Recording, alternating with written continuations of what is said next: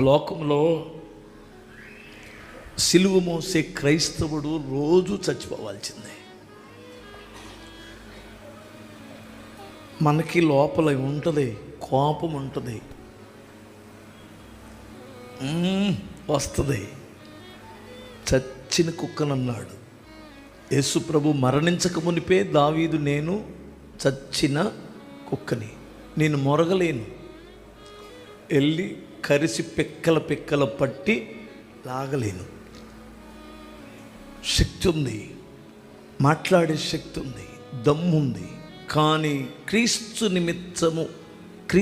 నిమిత్తము మా భుజము పైన సిలువ ఉంది.